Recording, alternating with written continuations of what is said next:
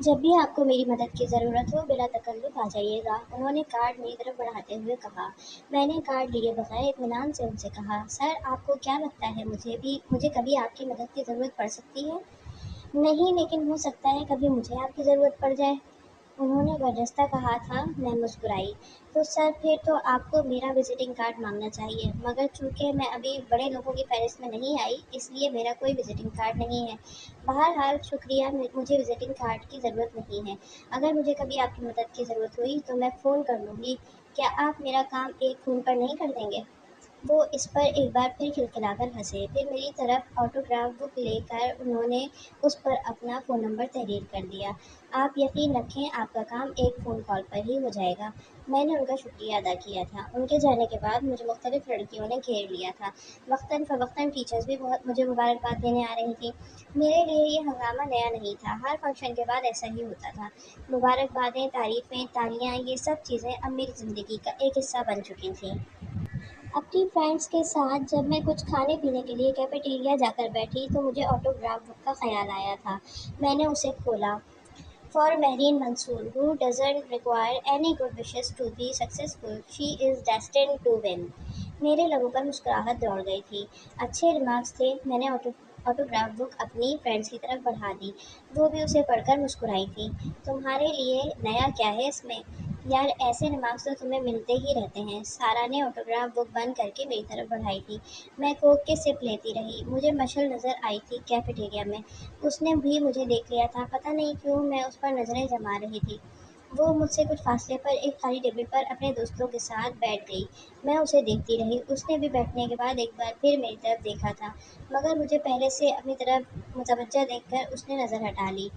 खाओ यार, ये सैंडविच ख़त्म करो, कहाँ गुम हो? रक्षी ने प्लेट मेरे आगे सरकाई थी। मैंने सैंडविच उठाकर खाते हुए दोबारा मशल को देखना शुरू कर दिया। मुझे लगा जैसे वो नर्वस हो गई थी। शायद मेरे इस तरह देखने से ऐसा ही होता था। कॉलेज में जब भी कहीं वो मिलती, मैं उसे देखना शुरू कर देती थी और वो नर्वस हो जाती थी। मुझे सिर्फ 5 घंटे की ज़िंदगी मिलती थी। हर रोज़ 5 घंटे के लिए मैं ज़िंदा होती थी जब मैं कॉलेज में होती थी, क्योंकि यहाँ पर मेहरीन मंसूर को बहुत लोग जानते थे और जो नहीं जानते थे वो जानना चाहते थे, बात करना चाहते थे। और जब मैं घर पर होती तो मैं कुछ भी नहीं होती थी। दूसरों के टुकड़ों पर पलने वाली एक यतीम लड़की जो मशल के बाप, चचाओं और दादी के घर पनाह ली हुई थी।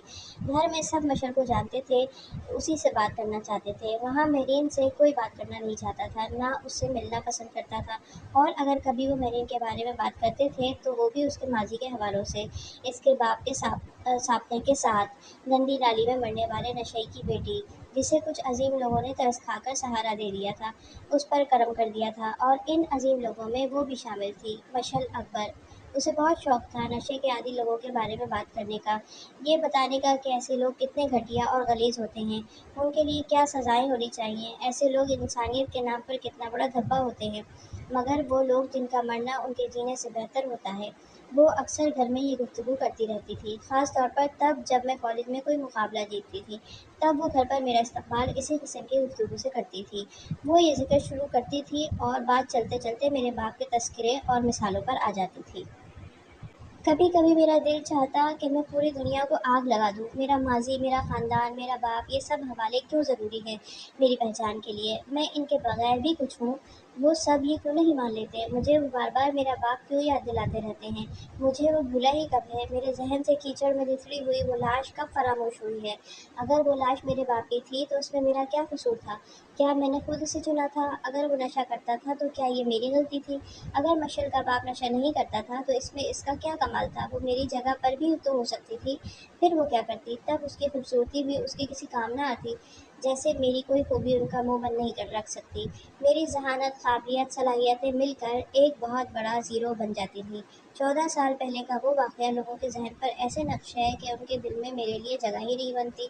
मैं इसीलिए नानी के पास नहीं बैठती। उनके पास मेरे लिए लफ्ज़ नहीं, खंजर होते थे। फिर वो चाहती हैं कि जब वो ये खंजर मेरे जिस्म में उतारें तो मैं आह तक ना करूं। वो भी मुझे अच्छी नहीं लगती। वो सब के लिए अच्छी हैं, बस मेरे लिए नहीं।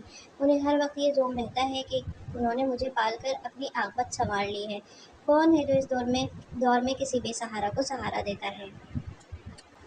बीबी, शुक्र करो खुदा का और एहसान मांगती रहा करो मेरी इस नेक औलाद का जिन्होंने तुम्हें अपनी औलाद की तरह पाला।